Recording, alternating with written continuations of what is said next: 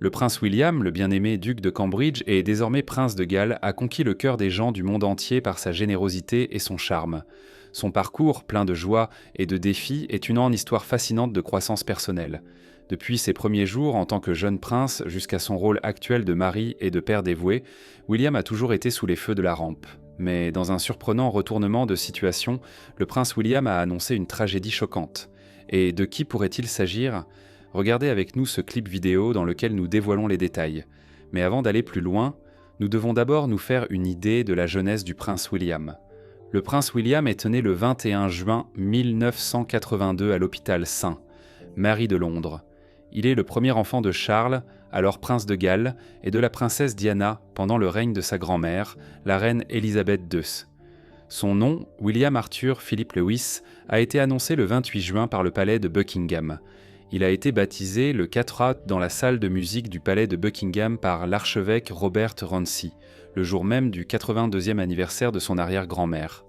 William était le premier fils d'un prince et d'une princesse de Galles depuis le prince Jean en 1905.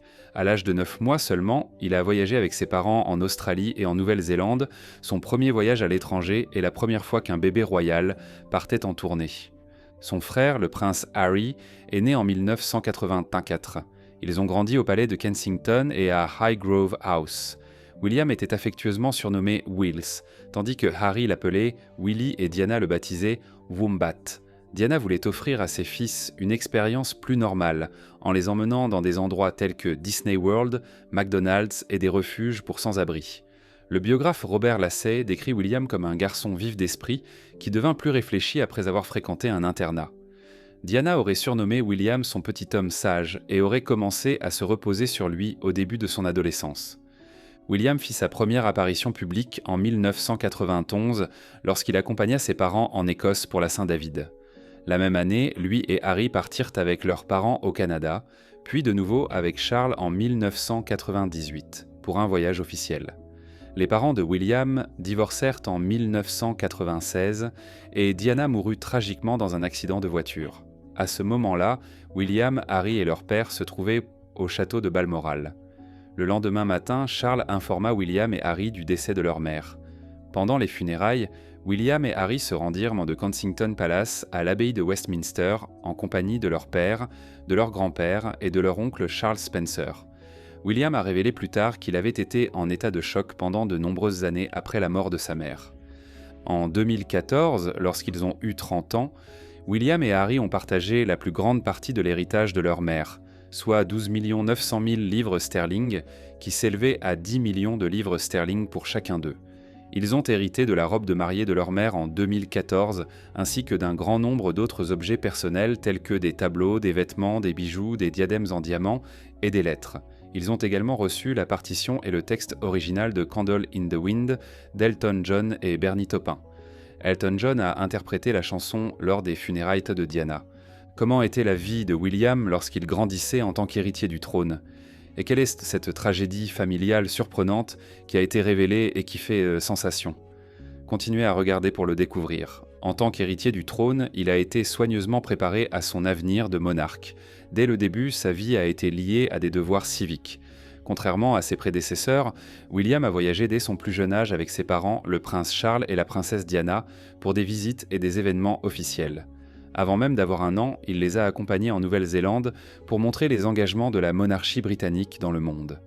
La princesse Diana, connue pour son empathie et son style d'éducation progressiste, a essayé de donner à ses fils un sentiment de normalité, tout en s'acquittant de ses devoirs royaux. Elle a choisi l'école Witherby à Kensington plutôt que l'éducation traditionnelle au palais avec une gouvernante afin que William et Harry puissent entrer en contact avec des enfants de leur âge en dehors du cercle royal et acquérir un plus large éventail d'expériences. William appréciait le style décontracté de sa mère et était convaincu que la vie se déroulait bien au-delà des portes du château. Les activités familiales, les excursions, les visites à l'hôpital et les vacances étaient influencés par cette façon de penser. Diana était d'avis que ses fils avaient besoin de ces expériences pour grandir avec de l'empathie et un véritable sens du monde extérieur à leur ascendance royale. La participation de William et Harry aux tâches royales s'est accrue avec l'âge. Sous la direction attentionnée de Diana, ils ont trouvé un équilibre entre leurs études et leur développement personnel d'une part, et leur participation à des événements humanitaires et à des obligations officielles d'autre part. Chaque détail bien pensé de leur éducation a montré sa détermination à les protéger de la lumière intense de l'attention publique, tout en jetant les bases de leurs futures obligations en tant que membres importants de la monarchie. À l'âge de 21 ans, William est nommé conseiller d'État et assume ce rôle lorsque la reine participe la même année à la réunion des chefs de gouvernement du Commonwealth. En juillet 2005, il remplit ses premières seules fonctions publiques seul lors d'un voyage en Nouvelle-Zélande où il participe aux commémorations de la Seconde Guerre mondiale. Selon l'auteur Tina Brown, William a montré, comme son père, de l'intérêt pour devenir gouverneur général d'Australie. En 2009, la reine a mis en place un bureau privé pour William et Harry, avec David Manning comme conseiller. Manning a accompagné William lors de son premier voyage officiel en janvier 2010, au cours duquel il s'est rendu à Auckland et Wellington, lors de cette visite de sa mère en 1983. En mars 2011, William s'est rendu à Christchurch en Nouvelle-Zélande peu après le tremblement de terre et a pris la parole au nom de sa grand-mère lors d'une cérémonie commémorative à Hagley Park. Il s'est également rendu en Australie pour soutenir les communautés touchées par les inondations dans le Queensland et l'État de Victoria. Malgré tout l'amour qu'il a reçu dans sa jeunesse, William a gardé une cicatrice. Comment se fait-il que le jeune prince se soit défini par cette peur ? Regardez la suite. La cicatrice sur le front du prince William raconte une histoire qui allie le surréel à la naïveté de l'enfance. En 1991, alors qu'il avait 8 ans, William jouait au golf sur un terrain d'entraînement. Pour la plupart des enfants, c'était un passe-temps ordinaire. Mais pour William, cela allait avoir des conséquences profondes. Dans une interview avec CBBC Newsround, William a révélé l'origine de l'incident, qui rappelait Harry Potter. Il a attribué la cicatrice à un club de golf et a déclaré « Oui, nous étions sur le terrain d'entraînement et soudain, un fer 7 est sorti de nulle part et m'a frappé à la tête. » Selon le Daily Mail, l'impact a provoqué une fracture du crâne qui a nécessité une opération d'urgence, selon AP News. Les rapports ont montré que l'incident était totalement involontaire, malgré la gravité de la situation. L'école de William a publié une déclaration dans laquelle elle assure à tous que William est très apprécié de ses camarades de classe et souligne qu'il n'y avait aucune intention malveillante derrière cet incident. Les parents de William, le prince Charles et la princesse Diana, l'ont soutenu pendant sa convalescence et lui ont apporté réconfort et courage pendant cette période difficile. Malheureusement, la mort prématurée et irréversible de la princesse Diana a mis fin à leur amitié. Après la mort de la princesse Diana dans un accident de voiture le 31 août 1997, ses fils, le prince William et le prince Harry, n'ont fait aucune déclaration publique sur la mort tragique de leur mère et n'ont pas non plus fait de déclaration officielle sur leur douleur. Ces dernières années, cependant, ils ont commencé à parler de leur mère aux médias. En 2017, les fils de Diana ont évoqué la perte de leur mère si jeune dans le documentaire de HBO « Diana, notre mère, sa vie et son héritage ».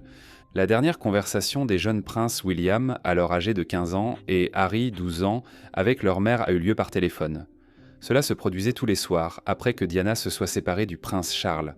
Dans Diana, notre mère, Harry dit « Mais la seule chose dont je me souviens vraiment, c'est que je pourrais regretter le reste de ma vie la brièveté de cette conversation téléphonique, et que j'aurais dit des choses à ma mère si j'avais su que ce serait la dernière fois que nous nous parlerions. » William et Harry étaient très dévastés lorsque la famille de Diana a appris son décès. William a déclaré « Il n'y a rien de tel au monde, vraiment rien. C'est comme si tout dans ta vie, même la maison, avait soudainement été secoué par un tremblement de terre. Tu as 2 pensées différentes, et il m'a fallu beaucoup de temps pour vraiment assimiler tout ça. » Quelques jours plus tard, le 6 septembre, environ 2,5 milliards de personnes dans le monde ont suivi les funérailles de Diana, tandis que les jeunes William et Harry suivaient stoïquement leur cortège funèbre. Dans une interview accordée à Newsweek en 2017, Harry a évoqué la difficulté d'accepter la nouvelle du décès de sa mère. « Ma mère venait de mourir et j'ai dû parcourir un long chemin derrière son cercueil entouré de milliers de personnes qui me regardaient, tandis que des millions d'autres le faisaient à la télévision », a déclaré Harry. « À mon avis, aucun jeune ne devrait avoir à assumer cette tâche, quelle que soit la situation. Je pense que cela ne se produirait pas maintenant. » Immédiatement après la mort de Diana, la famille royale a tenté de parler au jeune prince. Dans le documentaire, William a déclaré « La famille s'est réunie et Harry et moi avons essayé d'en parler du mieux possible. Mais à cet âge, il était vraiment difficile de s'exprimer ou de comprendre ce que l'on ressentait. C'est assez compliqué. » Le jeune prince Harry a choisi de choquer au lieu de pleurer la mort de sa mère. À 12 ans, il n'avait aucune idée de l'importance que sa mère, qui l'accompagnait au match de football et l'emmenait parfois au cinéma ou manger un hamburger, pouvait avoir pour tant de personnes qu'elle n'avait même pas connues. Dans Diana, notre mère, Harry dit « C'était très très étrange après sa mort, tu sais, cette sorte d'explosion d'amour et d'émotion de la part de tant de gens qui ne l'avaient même pas connue. Et je me demandais comment il était possible que tant de personnes qui ne connaissaient même pas ma mère puissent pleurer et montrer plus d'émotions que ce que je ressens vraiment. » Diana a été enterrée au domaine d'Althorpe. Dans le documentaire, Harry dit « Depuis les funérailles sur l'île, je n'ai versé qu'une ou deux larmes. » Eh bien, tu sais, il y a encore beaucoup de chagrin qui doit être exprimé. Les garçons ont fait de leur mieux pour rester forts face à un monde qui les observait attentivement, même face à leur peur, et ils devaient s'en préserver une image publique positive. Tu essaies lentement de reconstruire ta vie et de comprendre ce qui s'est passé, et je me disais sans cesse que ma mère n'aurait pas voulu que je sois triste, a déclaré William. Bien que les souvenirs de William et Harry de leur mère se soient estompés avec le temps, une partie de Diana, notre mère, consistait à fouiller dans les vieux albums photos que Diana avait faits. Ashley Getting, le réalisateur de Diana, notre mère, a déclaré à ses Vanity Fair « Je ne pense pas qu'il le savait, car l'une des particularités du deuil et de la perte est que les souvenirs ont tendance à être réprimés ou effacés. De plus, nous n'avions aucune idée qu'il serait aussi ouvert jusqu'à ce que l'interview commence vraiment. Mais dès que nous avons commencé l'interview, j'ai presque pu sentir les souvenirs remonter à la surface. » Une photo de Diana et Harry en particulier a suscité l'intérêt des producteurs. Ils ont dit « Je pense que cette photo de Diana et Harry ensemble dit tout ce qu'il y a à savoir sur leur relation. » Dans la vidéo, Harry se souvient « Elle t'a simplement serré dans ses bras et t'a tenu aussi fort que possible.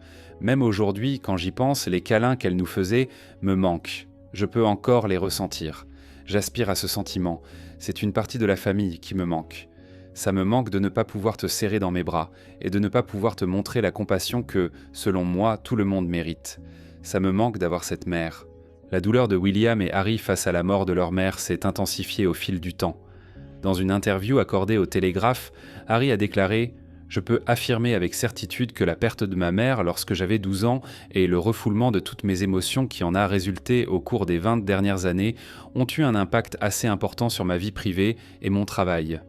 J'ai probablement failli craquer plusieurs fois quand tout semblait en s'abattre sur moi, avec toutes sortes de douleurs, de mensonges et de malentendus. » Mais avant de révéler la tragédie familiale, comment a-t-il rencontré sa femme actuelle, l'amour de sa vie ? Continuez à lire pour le découvrir. William et Kate Middleton sont devenus de bons amis en 2001, alors qu'ils vivaient à l'université St. Andrews d'Édimbourg. En 2002, alors qu'elle montait sur scène dans une robe en dentelle semi-transparente lors d'un événement caritatif organisé par l'université, William l'aurait remarqué. William vivait dans un appartement avec Middleton et deux autres amis.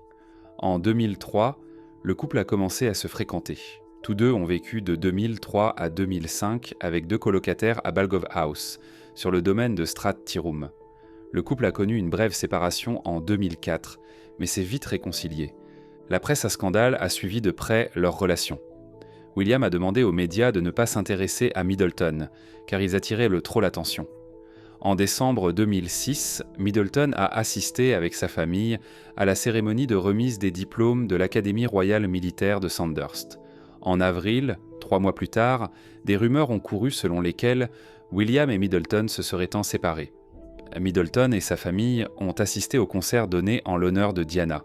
Puis, des rumeurs ont couru selon lesquelles ils auraient renoué leur relation. En juin 2008, elle était présente au château de Windsor pour la cérémonie de remise de l'ordre de la Jarretière, au cours de laquelle William a été fait chevalier. En juin 2010, le couple a emménagé dans une cabane sur le domaine de Builder Jen à Anglesey, au pays de Galles, où ils sont restés jusqu'en 2014. En octobre 2010, lors d'un voyage de 10 jours au Liwa Wildlife Conservancy, pour fêter la réussite de William au cours de recherche et de sauvetage en hélicoptère de la RAF, le couple s'est fiancé dans un refuge de montagne isolé sur le mont Kenya. William a offert à sa fiancée la bague de fiançailles de sa mère. Le mariage a eu lieu le 29 avril 2011 à l'abbaye de Westminster.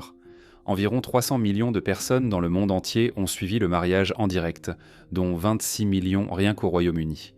Jusqu'en 2013, date à laquelle les travaux de rénovation de l'appartement 1A du palais de Kensington, d'une valeur de 4,5 millions d'euros, ont été achevés, Nottingham Cottage était la résidence officielle de William et Kate dans la capitale. La reine a offert au couple le domaine d'Anmer Hall à Sandringham, où ils ont vécu de 2015 à 2017. Ils ont vécu au palais de Kensington jusqu'en 2022. Ils ont ensuite emménagé dans le cottage Adelaide à Windsor.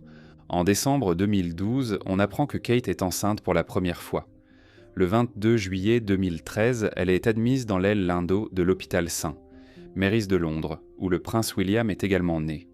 Plus tard dans la journée, elle donne naissance au prince George. En septembre 2014, on apprend que Kate est enceinte de son deuxième enfant. Elle a donné naissance à la princesse Charlotte le 2 mai 2015, le jour même où elle a été admise dans le même hôpital. En septembre 2017, on a appris que Kate attendait son troisième enfant. Le prince Louis est né le 23 avril 2018. Orla et Lupo sont les deux coqueurs que William et Kate ont adoptés. Kate Middleton, la princesse de Galles, est l'une des femmes les plus admirées au monde. Elle est connue pour sa grâce, son élégance et son dévouement à ses devoirs royaux. Mais derrière ses apparitions publiques calmes et son engagement inlassable pour des œuvres caritatives, se cache un défi privé. Récemment, des rumeurs ont circulé selon lesquelles la duchesse pourrait être confrontée à un problème de santé sérieux, ce qui a suscité l'inquiétude au sein de la famille royale et du public. Des indices laissaient penser que la santé de Kate n'était pas au mieux, comme son absence lors d'événements importants et des rapports selon lesquels elle semblait fatiguée et mal en point lors de ses récentes apparitions. Ces spéculations se sont intensifiées jusqu'à ce que des sources révèlent qu'on lui avait diagnostiqué un cancer, ce qui a mis en évidence la gravité de sa situation. Kate a toujours été considérée comme un symbole de force et de résilience, capable de gérer avec aisance la pression de la vie royale. Cependant, ce nouveau défi était différent de tout ce qu'elle avait connu auparavant. Un combat personnel qui exigeait un niveau de courage et de détermination qu'elle n'avait pas encore eu à utiliser. Pour Kate, le diagnostic a été un grand choc, non seulement pour elle-même, mais aussi pour sa famille et les millions de personnes qui l'admirent. La nouvelle de sa maladie a été très difficile pour Kate en tant que mère, et ses premières pensées ont été pour ses enfants. Le cancer de Kate a commencé à se développer plusieurs mois avant que le public n'en soit informé. Lors d'un examen de routine, les médecins ont découvert une grosseur qui a nécessité des examens complémentaires. Après des scanners et des biopsies, le cancer a été diagnostiqué. La nouvelle a été bouleversante, mais après le choc initial, Kate a fait preuve de courage, d'incertitude et de détermination. Elle savait qu'elle devait mener ce combat non seulement pour elle-même, mais aussi pour sa famille et ses admirateurs. Dans un premier temps, Kate a décidé de garder sa maladie secrète, car elle voulait continuer à remplir ses devoirs royaux et ne pas attirer l'attention sur sa santé. Bien qu'elle se sente fatiguée et qu'elle ait dû lutter contre les effets de la maladie, elle a continué à participer à des événements caritatifs, à rencontrer des personnalités de premier plan et à remplir ses fonctions de princesse de Galles. Son engagement, même face à ce défi personnel, a été une véritable preuve de sa force. Au fil du temps, il est devenu de plus en plus difficile pour Kate de remplir ses obligations habituelles. La chimiothérapie et les traitements par rayons l'affaiblissaient et la rendaient souvent trop malade pour participer à des événements publics. Petit à petit, Kate a commencé à se retirer de ses fonctions royales et a pris le temps et l'espace dont elle avait besoin pour se concentrer sur son rétablissement. Pendant cette période, la famille royale s'est resserrée autour d'elle et lui a offert un soutien inconditionnel.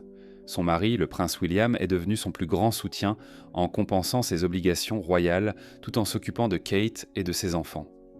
Bien qu'elle soit membre de la famille royale, le combat de Kate contre le cancer a été une expérience profondément humaine, pleine de douleurs, d'incertitudes et de moments de vulnérabilité.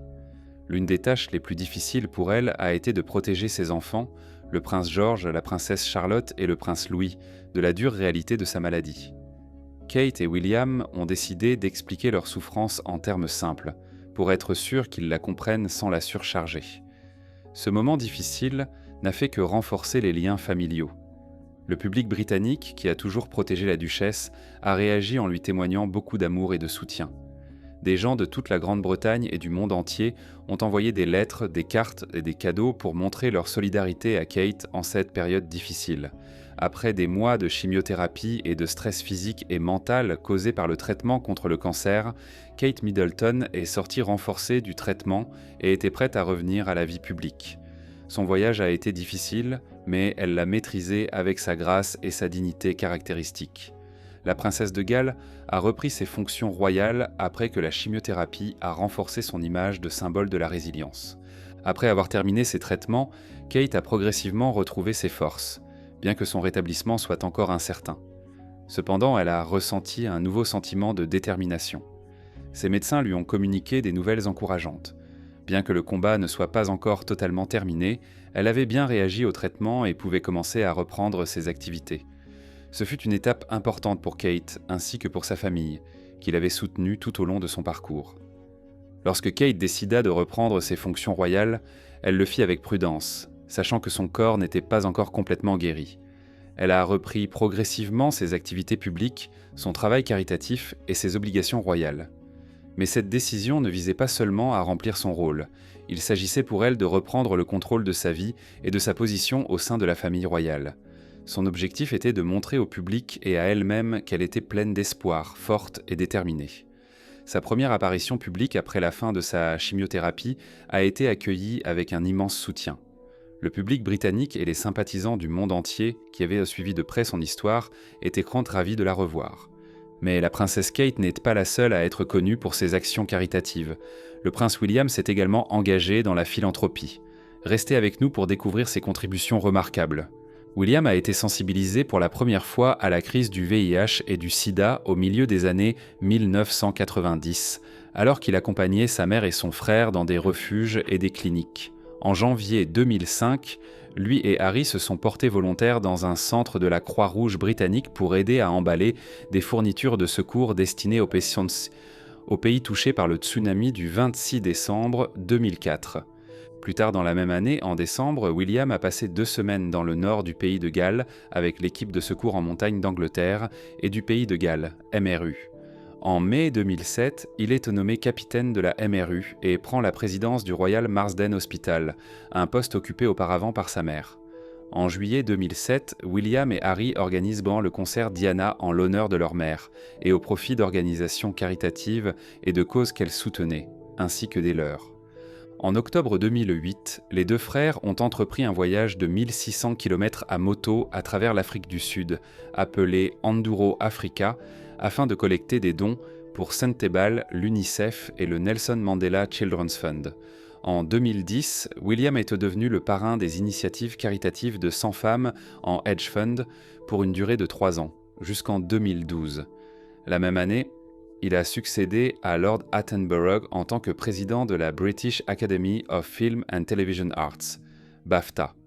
En mars 2011, William et Kate ont créé, par l'intermédiaire de la Prince William's and Prince Harry's Foundation, un fonds de dotation permettant aux donateurs de faire des dons à des organisations caritatives qui soutiennent l'armée, les enfants, les personnes âgées, les arts, le sport et la protection de la nature. Cette fondation s'appelle désormais la Royal Foundation of the Prince and Princess of Wales. En mars 2020, William a participé à une vidéo pour le National Emergencies Trust afin de lancer une campagne de collecte de fonds pour les organisations caritatives pendant la pandémie. La campagne a rapidement permis de récolter 11 millions d'euros la première semaine et a finalement rapporté 90 millions d'euros, qui ont été distribués par l'intermédiaire des fondations britanniques aux organisations caritatives en première ligne et aux groupes communautaires locaux. Peu après, en avril 2020, il est devenu le parrain officiel de l'organisation. Le même mois, William a également fait une apparition surprise dans The Big Night In, un téléthon de charité organisé pendant la pandémie, où il a joué dans une parodie avec Stephen Fry, qui a repris son rôle de Lord Melchett dans Blackadder. En décembre 2020, William et Kate sont devenus tous 2 parrains de NHS Charities Together. En février 2021, William s'est rendu dans un centre de vaccination à King's Lynn et a encouragé les gens à se faire vacciner en luttant contre les fausses informations qui alimentaient la méfiance à l'égard du vaccin. En mai 2021, On a appris que William avait contribué à évacuer un officier afghan et sa famille de l'aéroport de Kaboul pendant la prise de pouvoir par les talibans, et que plus de 10 membres de sa famille étaient également sortis sains et saufs. Lors de l'invasion de l'Ukraine par la Russie en mars 2022, William et Kate ont fait un don pour soutenir les réfugiés. En février de l'année suivante, ils ont fait un don au Disaster Emergency Committee, DEC, pour aider les victimes du tremblement de terre en Turquie et en Syrie en 2023. En juillet 2023, William a parrainé l'initiative visant à créer le Fleming Center, qui se consacre à la lutte contre la résistance aux antimicrobiens. En juillet 2024, William et Kate ont apporté leur contribution pour soutenir les victimes de l'ouragan Barrow. En 2016, la Fondation Royale a lancé plusieurs initiatives dans le domaine de la santé mentale, dont Heads Together, une campagne menée par William, Kate et Harry pour réduire la stigmatisation des maladies mentales. Parmi les programmes qui ont suivi cette initiative, on peut citer Mental Health at Work, lancé en septembre 2018 pour changer la santé mentale sur le lieu de travail au Royaume-Uni, et Heads Up, lancé en mai 2019 en collaboration avec la Football Association, qui utilise le football pour sensibiliser les adultes aux questions de santé mentale. Plus tard dans le même mois, William et Kate, accompagnés de Harry et Meghan, ont lancé Shout, la première ligne d'assistance par SMS du Royaume-Uni, disponible 24 heures sur 24 pour les personnes souffrant de problèmes de santé mentale. Pendant le confinement dû au Covid-19, William a travaillé bénévolement sur la ligne d'assistance pour offrir un soutien par SMS. Son engagement en faveur de la santé mentale s'appuie sur son expérience de pilote d'avion sanitaire, son travail avec les vétérans sans domicile fixe et le soutien qu'il apporte à sa femme dans la lutte contre la toxicomanie. En mars 2020, William et Kate se sont associés à Public Health England pour promouvoir une nouvelle initiative en faveur de la santé mentale en réponse à la crise du Covid-19. En avril 2020, ils ont lancé Our Frontline pour apporter un soutien psychologique au personnel médical en première ligne. Plus tard, en septembre 2020, William a fondé le Emergency Responder Senior Leaders Board en collaboration avec le King's College de Londres et l'Open University. Ce conseil consultatif a été chargé d'étudier la santé mentale et le bien-être des premiers intervenants. En mai 2021 et 2022, ils ont participé à la campagne Mental Health Minute, diffusée sur toutes les stations de radio britanniques, qui appelait les gens à aider ceux qui souffrent de solitude. À l'occasion de la Journée mondiale de la santé mentale en octobre 2022, ils ont repris l'émission Newsbeat et interviewé des experts en santé mentale. En septembre 2023, William a annoncé 2 collaborations avec le duché de Cornouailles afin d'améliorer les services de santé mentale pour ses habitants. En octobre 2023, à l'occasion de la Journée mondiale de la santé, ils ont participé à un forum de la jeunesse à Birmingham avec BBC Radio 1 et The Mix, qui s'est concentré sur la santé émotionnelle. En mai 2024, William a annoncé un plan de financement sur 3 ans pour l'organisation caritative We Are Farmers' Minds, qui vise à soutenir le bien-être mental des agriculteurs du duché de Cornouailles.